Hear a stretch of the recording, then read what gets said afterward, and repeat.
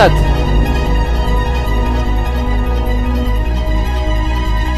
kana situ maare kana jalaa okolaa dhuftaa? Wantoota jiruu ta'e keessatti si mudatan jechaadha. Akka bal'inaan nu ibsitu barbaanna. Mudannoon kiyya yeroo fiilmii dalagaa turretti jechaadha. Walishee TV irratti fiilmii boos yoo kalaaltan ta'anii hin beeku. Fiilmii sanarratti yeroo waraabnutti akshinii tokko tokkotu jira. Sababa akshinii saniitiif namoonni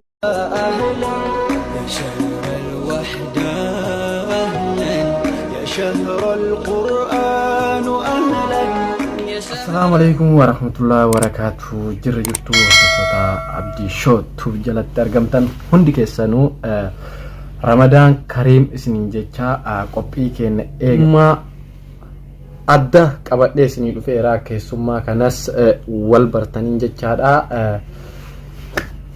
Gara qophiitti osoo hin deemin dura warroonni video kana daawwataa jirtan like, share, subscribe gochuun maatii keenya ta'a nutti dabalama.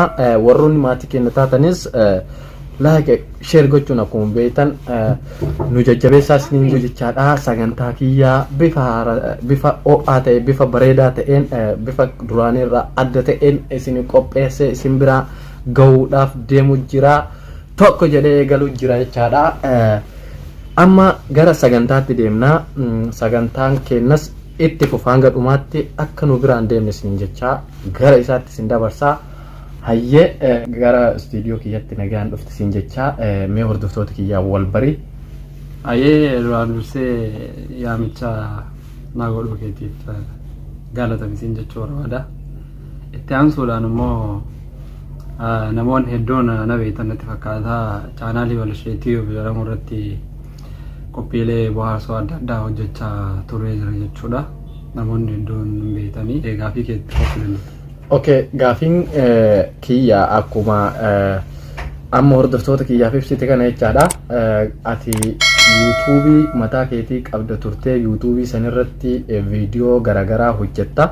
Viidiyoo nama bohaarsan barnoota guddaa qaban hojjetaa turte. Viidiyoo san ammaaf irratti hojjetaa hin jirtu natti fakkaate. Sababa maalii dhiiste? YouTubein keessun maqaan isaa Walishee Tuub jedha. Sababa maalii dhiiste?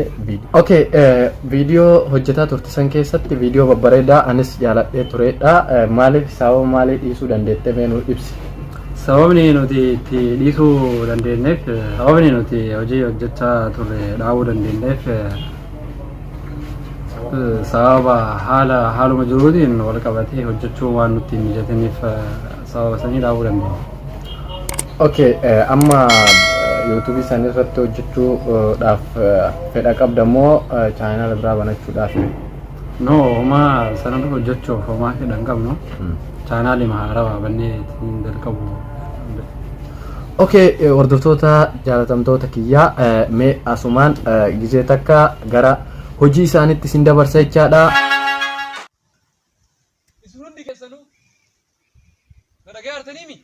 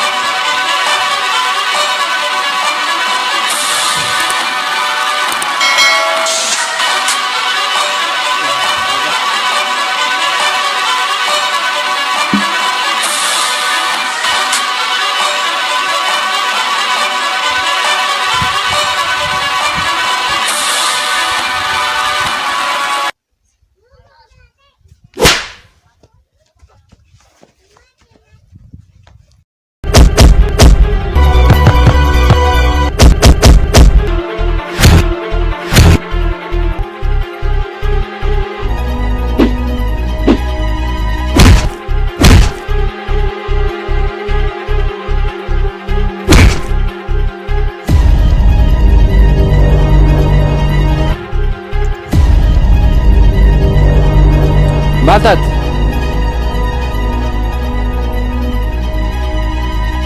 kana situ maare kana jalaa okolaa dhuftaa?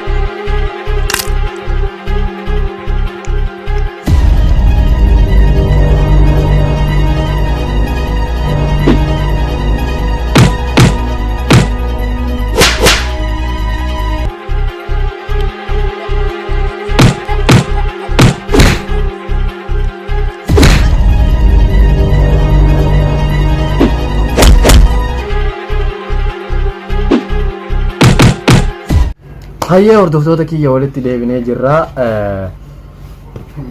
Akkuma argitan hojiin isaanii haala namatti tolu kanaan hojjetaa turan jechaadha. Ijoolleen kunniin maal jechuu barbaanneeti yeroodhaaf wanti kun hojiin kun dhaabachuun sababa hamilee dhabuudhaan jechaadha.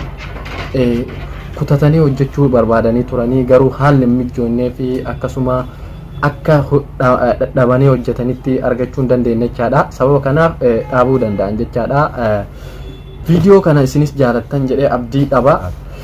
Hayyee hordoftoota kiyyaa sagantaa kiyya kana jaalattan jedhee abdii qaba. Innis walashee tuub irraa dhufe jechaadha. Har'a istiidiyoo kiyyatti nu kabajee asitti argamuu isaatiif guddaa galatoomfadha jechaadha. Gaafiin biraa gaafiin an gaafachuu barbaadu viidiyoo san yeroo viidiyoo akkasi hojjettan san keessatti mudannoo isin hayyee mudannoo kee meef bal'inaan nuuf ibsi wantoota jiruu ta'e keessatti si mudatan jechaadha. Akka bal'inaan nu ibsitu barbaanna. Mudannoon kiyya yeroo fiilmii dalagaa turretti jechaadha. Walashee TV irratti fiilmii boos yoo kan laltan ta'anii hin beeku. Fiilmii sanarratti yeroo waraabnutti akshinii tokko tokkotu jira. Sababa akshinii saniitiif namoonni karaarraa nu ilaalan nu dhugaan wal tumaa jiru fa'aa itti fakkaatee nu araarsuuf yeroo fiiganii dhufantu jira. Bakka dalagaa keenya keessatti mudannoo hin daganne isa.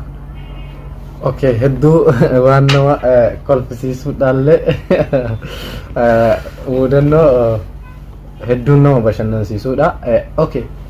Mee hojii hojjette keessatti hojii hojjette kana keessatti wanti si gaabbisiisu yookaan si gammachiisu hojii keessaniin keessaa mee hojii yookaan osoo hojjechuu baadhee yookaan immoo baga hojjedhee natti tolee jira naam ka'etu keessaa jechaadha. Mee hordoftoota keenyaa nuuf nuuf ibsi. Dalagaa koo kan hojjetaa ture irratti homaa wanni osoo hojjechuu baadhee jedhee itti gaabbu hin jiru. Waan hojjedhe hundaaf iyyuu ani gammachuu guddaa qaba. Sababni isaas nuti viidiyoo kan hojjechaa turre artii Oromoo guddisuuf kaayyeeffannee kaayyoo guddaa qabna ture iyyuu.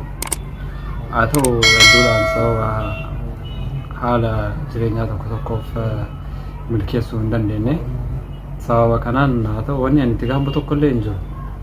Okay, hojii kee keessatti gammachuudhaan hojjetaa kan turtedha jechaadha kan nu ibsaartu jechaadha. Okay, amma yeroo ammaatti ati haalli jireenya keetii maal keessa jira? Maal irra jira? Yeroo ammaa kana homattuu hin jiru. Hojiin kan koo akkuma kennaa Rabbi naaf kenneefillee yeroo baay'ee miidiyaa irratti hojjechuu kana kennamne kiyya. Haa ta'u amma hojiin ani hojjechuu barbaadus miidiyaa irratti ammaaf garuu homaa hojii wayiitu harkaan qabu hojjechaa hin jiru. Yoo Rabbi biraa taate karaa fuuldura hojii miidiyaatiin bal'inaan wal agarraa jechuu barbaada. Hayyee hordoftoota kiyyaaf jaalatamtoota kiyyaa qophiin har'a isinii qopheesse kana fakkaataa. Akkuma argaa jirtan keessummaan kiyyaa har'aas gaafiif deebii haga dandeenye takka wajjin goonee jirra. Amma qophii keenya gara xumuraatti deemaa jirra jechaadha.